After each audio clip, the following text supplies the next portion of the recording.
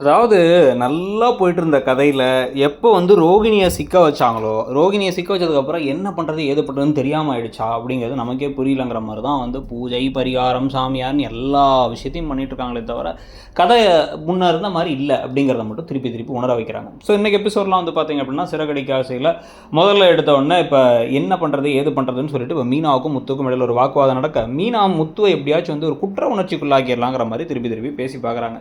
இல்ல என்ன இருந்தாலும் வந்து எங்கள் அப்பாவாக இருந்தால் நேரம் இப்படி பண்ணியிருப்பார் தெரியுமா, அவள் ஆசைப்படி நடத்தி வச்சிருப்பாருலாம் பேசினான்.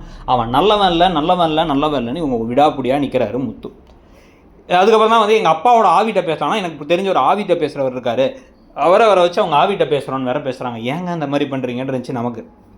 இதுக்கு நடுவில் அருணோட அம்மா விஜயாவை பார்க்க வராங்க, அதுவும் டான்ஸ் கிளாஸ்க்கு. அங்கே பார்வதியே ஷாக் ஆகிற மாதிரி விஜயா வந்து, உங்களுக்கு என்ன உங்களுக்கு சொந்த வீடு இருக்குங்கிறீங்க, கவர்மெண்ட் வேலை இருக்குங்கிறீங்க, என்ன உங்கள் பையனுக்கு ஏதாவது குறையா இல்லை ரெண்டாவது கல்யாணம் பார்க்குறீங்களா, எதுக்கு அந்த பூ கட்டுற குடும்பத்தை வந்து பார்க்குறீங்க அப்படின்லாம் வந்து சொல்லிட்டு, முத்து ஒன்று என் மகனே கிடையாது, நான் பெத்தனே தவிர என் மகன்லாம் கிடையாதுங்கிற மாதிரி பேசினோன்னு அவங்க தப்பான இடத்துக்கு வந்துட்டு நான் விட்டுருங்க அப்படின்னு கிளம்பிடுறாங்க. ஏன் இவ்வளோ கேவலமாக பேசுகிற அப்படின்னா வந்து அவனுக்கு ரேஞ்சில் தான் வந்து மாப்பிள்ளை கிடைக்கணும், இப்படி நல்லா சொந்த வீடு வச்சிருக்க மாதிரி ஒரு ஆள் கிடச்சா அவ்வளோதான் ஆடுவானுங்க ரொம்ப, அதெல்லாம் கிடைக்கக்கூடாதுன்னு பேசுகிறாங்க. என்ன கொடுமடா அதுங்கிற மாதிரி இருந்துச்சு நமக்கு. ஸோ இது நடந்து முடிஞ்சதுக்கு பிறகு, ஸோ இவ்வளோ பெரிய பிரச்சனைகள் இந்த கலையபுரம் இதெல்லாம் நடந்து முடிஞ்சதுக்கு பிறகு தான் வந்து பார்த்திங்கன்னா கதையில் அடுத்த கட்டமாக இப்போ அந்த வீட்டுக்கு இந்த சாமியாரே வந்து வந்துடுறாரு. ஸோ அந்த சாமியார் வந்தோடனே வந்து இப்போ ஆவிட்ட பேச போகிறோம் அதுக்கு தான் கூப்பிட்ருக்கோன்னு சொல்லிட்டு முத்துவும் எல்லாம் வந்து ஓவராக பேசிக்கிட்டே இருக்க, உடனே உட்கார வச்சு ஆவிட்ட பேசுங்கன்னா அவர் பயந்து போய் ஓட பார்க்குறாரு. ஓட பார்க்கும்பொழுது தான் வந்து பார்த்திங்க அப்படின்னா வந்து அவரை பிடிச்சி அது கரெக்டாக கதவை யாரோ தட்டுறாங்க ஐயோ அப்படின்னு அலறாங்க, விஜயா ஆவியே வந்துருச்சு போலன்ட்டு.